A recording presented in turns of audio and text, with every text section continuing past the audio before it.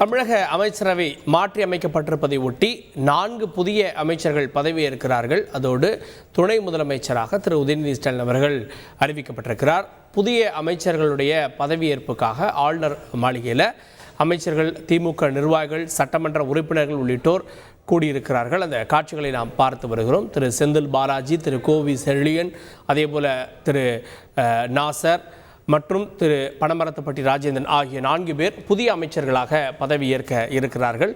ஆளுநர் மாளிகையில் இன்னும் சற்று நேரத்தில் இந்த நிகழ்வு நடக்க இருக்கிறது. செய்தியாளர் பாஸ்கர் கூடுதல் விவரத்துடன் இருக்கிறார். பாஸ்கர், இந்த விழாவுக்கான ஏற்பாடுகள் எவ்வாறு இருக்கிறது? குறிப்பாக இப்போ 4 பேர் புதிய அமைச்சர்களாக பதவியேற்கிறாங்க. திரு உதயநிதி ஸ்டாலின் அவர்கள் ஏற்கனவே அமைச்சராக இருக்கிறார்.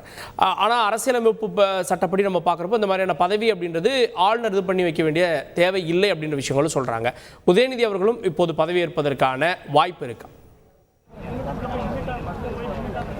4 அமைச்சர்கள் புதிய அமைச்சர்களாக பதவியேற்கக்கூடிய நிகழ்ச்சி ஆளுநர் மாளிகையில் 3:30 மணி அளவில் தொடங்கும். ஆளுநர் RN ரவி அவர்கள் பதவி பிரமாணம், ரகசிய காப்பு உறுதிமொழி ஆகியவற்றை அவர்களுக்கு செய்து வைப்பார். இதற்கான நிகழ்வு என்பது 3:30 மணி அளவில் தொடங்கும்.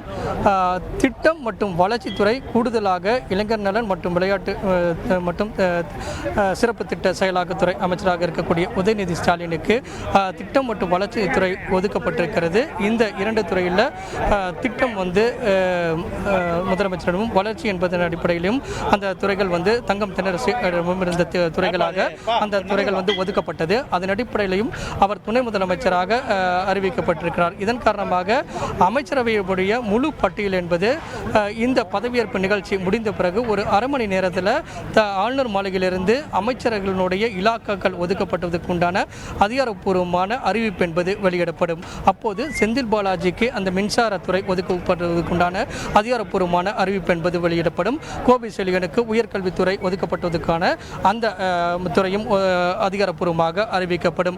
அந்த வகையில் ராஜேந்திரன் அவருக்கு சுற்றுலாத்துறை ஒதுக்கப்படுவதற்குண்டான வாய்ப்புகளாக அந்த இலாக்கா ஒதுக்கப்படும். அதே நேரத்தில் SM நாசர் அவருக்கு ஒதுக்கப்படக்கூடிய துறையாகவும் அந்த இலாக்காக்கள் ஒதுக்கப்பட்டு அதன் அடிப்படையில் முழு பட்டியல் தமிழக முதலமைச்சர் தலைமையில் ஒவ்வொரு அமைச்சர்களுக்கான அந்த இலாக்காக்கள் ஒதுக்கப்படும்.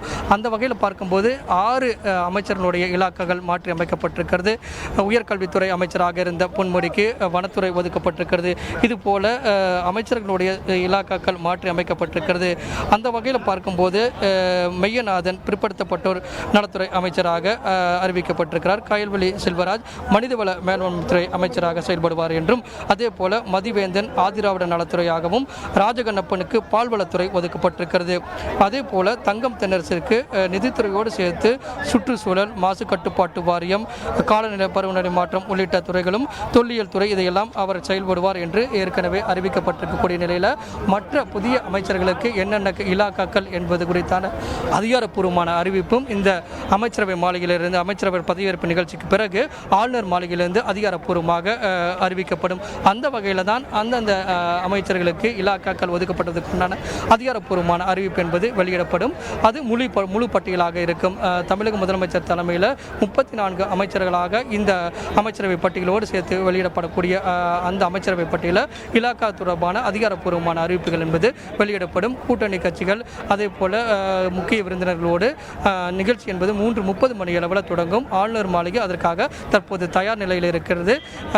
உதயநிதி ஸ்டாலின் அவர்கள் துணை முதலமைச்சராக பதவியேற்பு நிகழ்ச்சியில் பங்கேற்பதற்காக வருகை தர உள்ளார். அதைத் தொடர்ந்து தமிழக முதலமைச்சரும் வருகை தருவார். 3:30 மணி அளவில் திட்டமிட்டபடி இந்த அமைச்சரவை பதவியேற்பு நிகழ்ச்சி என்பது தொடங்க உள்ளது. செய்திகளை உடனுக்குடன் தெரிந்து கொள்ள உடனே சப்ஸ்கிரைப் பண்ணுங்க.